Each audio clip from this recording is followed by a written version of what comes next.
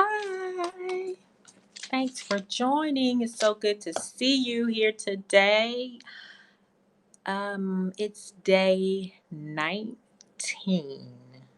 I'm known for saying the wrong date. I think it's day 19. But thanks for joining. Thanks for watching the replay. I'm so glad to see you and happy to hop on.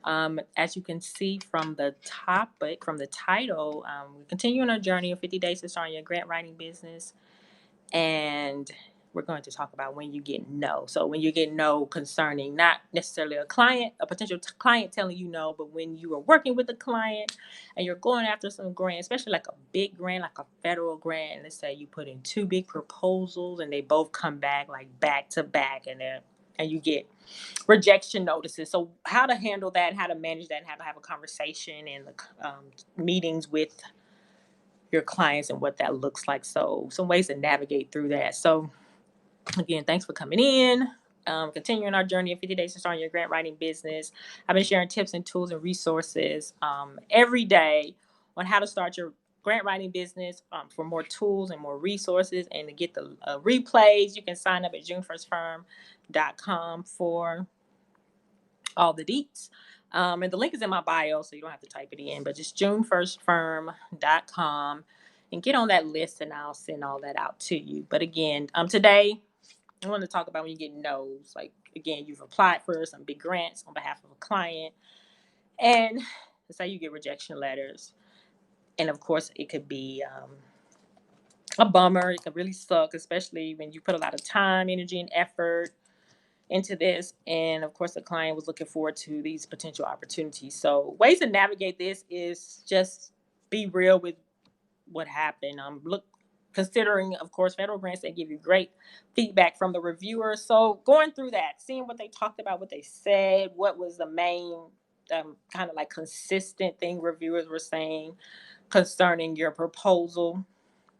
And then there are a lot of other things that could be taken in consideration that sometimes, that are most of the times out of your control. I applied for a grant back in 2017, a federal grant. It was for basically immigration services, immigration reform, and the current administration was not their focus. So they just, after we submitted the proposal and did all the work, they decided they were not funding that area. So, I mean, of course, it would have been nice to know prior to that, but that's just some things that, again, it's out of your control. There's nothing that you could have done about it. And lessons learned in that is just kind of keep your ear to what's important, what's being funded, listening to laws, legislation, and what the focus is of the current administration with federal grants, because that's important. Again, a seed grant we applied for in 2019, we were not selected. And again, we just want to know, like, if it was political and what that looks like and the reasons for that. Again, things that may have been out of your control. Was it just not the focus for this current administration? The Department of Education is just not receiving a lot of funds, so they're focused on other areas. So again, just take all those things into consideration, even before you're applying or while you're applying, to having that discussion. Just communicate all of those things, all laws, all interests, priorities for all federal interests, because that's important when applying for federal grants. So keep all those things in mind. And a lot of times,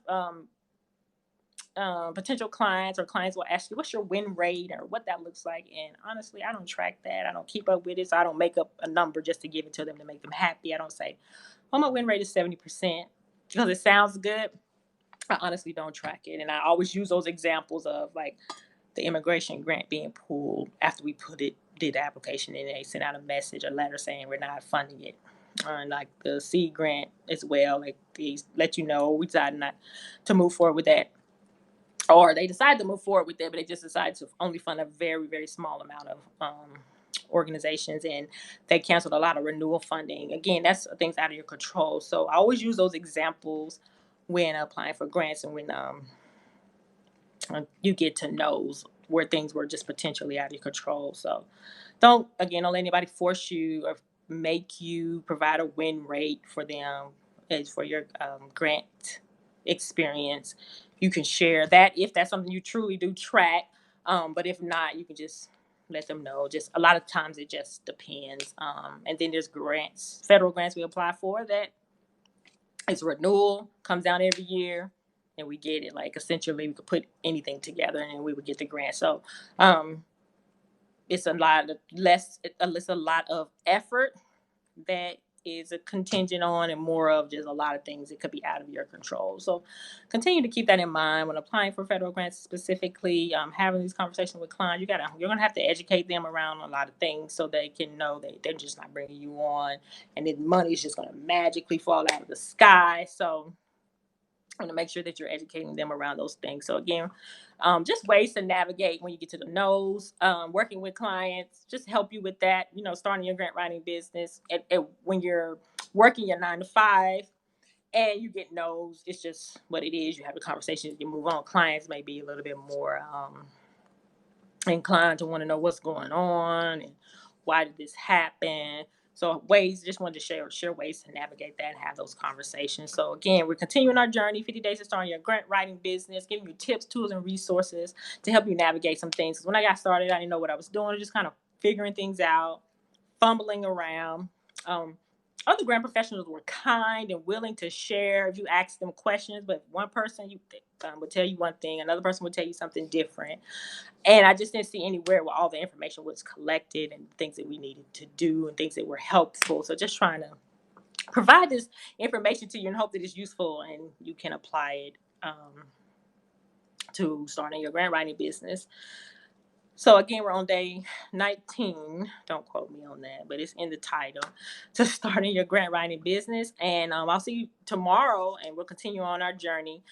Again, sign up at junefirstfirm.com for more tips, tools, and resources. And we'll continue it on. We're going to 50 days, so we're a little less than halfway there, and we'll continue on our journey. Again, 50 days to start your grant writing business. For more tips, tools, and resources, watch replays. You can see other topics that we've discussed starting day 1 to now. You can check it out on the replays are all on Periscope, exclusively on Periscope. So if you're here, you're on the app, you got it. You can go back and watch some replays and sign up. I can send those directly to you, junefirstfirm.com, and I will see you again tomorrow. Thanks for joining. Bye-bye.